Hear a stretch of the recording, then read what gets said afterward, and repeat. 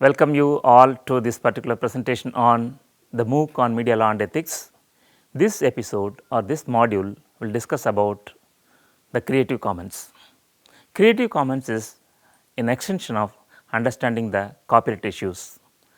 To understand this, we need to go a little behind the history to know about how Creative Commons were created or what is commons after all, and how this has been created and how this should be understood. This is being called as alternative copyright licensing system, not about the regular form of commercial thing. This is something alternate to the copyright system.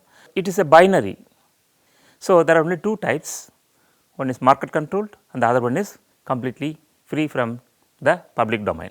We will see that how the commons are created and how the commons are being utilized over the period of the history.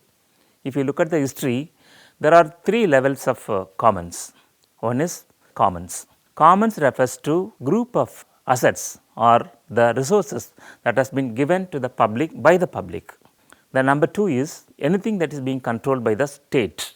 The government controls its resources and wealth.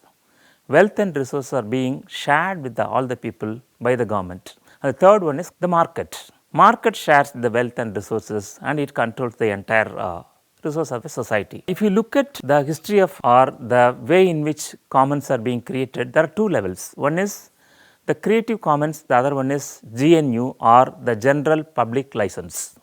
General Public License is normally given to the software, the open source tools like the Moodle or whatever it is. The resources will be available for creating your own source code and you can adapt that and you can create your own thing. So, that is GNU. The other one is Creative Commons.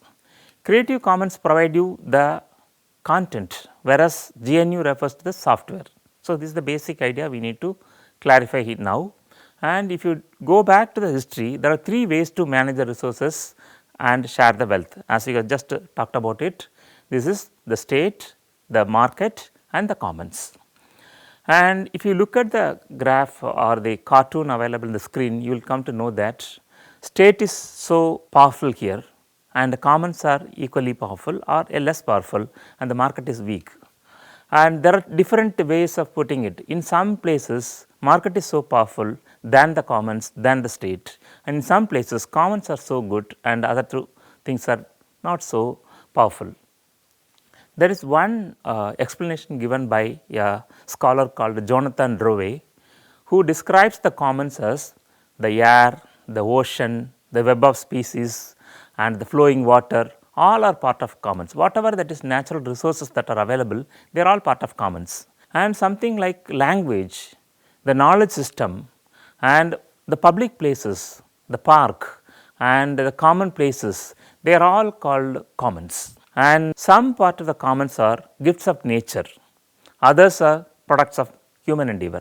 So, it comes from the nature and it also comes from the contribution of the human. Some are new, like the internet. For example, internet is so powerful and very helpful to the entire humanity because the entire protocol is being not controlled by anyone.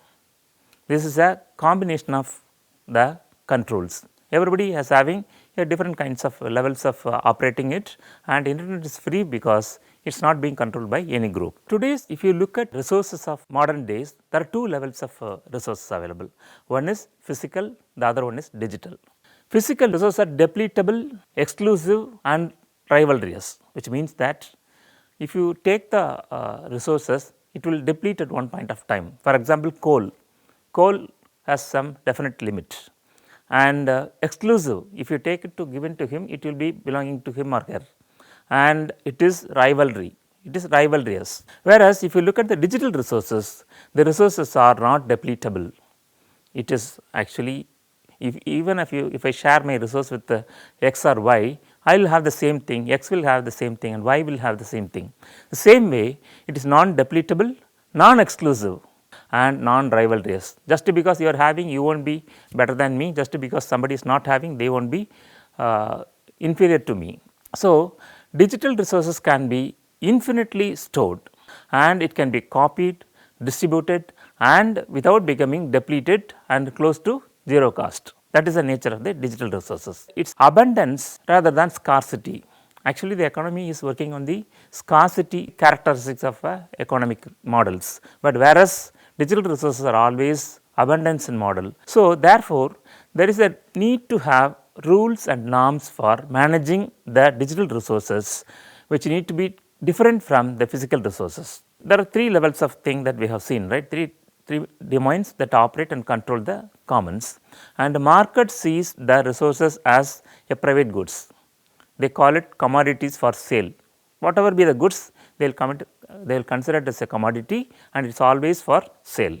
Whereas the state sees as a resources as a public good.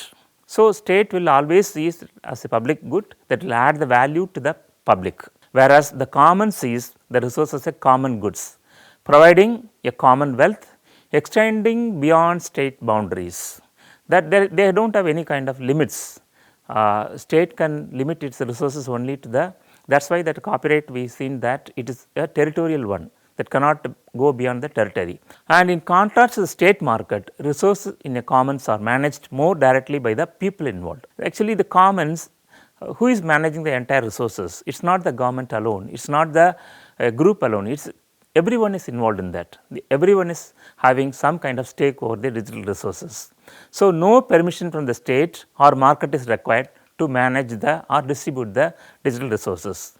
In the commons, the community as a whole manages the resources. So, everyone has a stake, everyone has the control, and everyone has the role, and they enjoy the distribution of the wealth of digital resources in a digital common resource. We know the person behind who makes the commons, and it is not anonymous, it is not a secret one. So, we know everyone, and the person who is contributing, we all know the in person also. With regard to market, a commons can be influenced by state policies, regulations and laws. The market commons are being controlled by the state laws, state regulation and other issues. In the commons, the goal is to maximizing the access, equity, distribution, participation, innovation and sustainability. And I will cite one simple case study here, that this is actually in 2009, one lady called Elinor Ostrom, she won the Nobel Prize, and she won the Nobel Prize in economics for her work studying different commons around the world. She studied about all the commons that is being available across the country, and for analysis of economic governance, especially the commons, she was awarded the Nobel Prize during 2009. And her work shows that natural resource commons can be successfully managed by local communities. So, this you can apply to any tribal area where the tribals are evicted from forest, and citing a reason that we can better manage the resource in the tribal area, but she confirms that it is the people who are living there, they are the best people who knows that. So, government and privatization are not the only two choices. Her argument is, in the Nobel Prize was given to her for the argument that there is a third option available to manage the public resources called management of by the people. The people who belong to that, the people in the region are the most familiar with the natural resource, have the most direct relationship and history with it, and therefore, best situated to manage it. That is what she found, and if you apply her idea into the larger idea of digital resources, you will find that when a government is initiating or commissioning a project by paying to develop something, then the product, the digital product should not be charged by the public, that should be owned by the public. That is what this is being applied. And a norm for state funded digital work should be that they are freely and openly available to the public that paid for them. Already the government has paid for them, so that should be that. And the dramatic growth of internet, as I already mentioned, that the growth of internet is a good example to understand that how digital commons can be used by the larger public.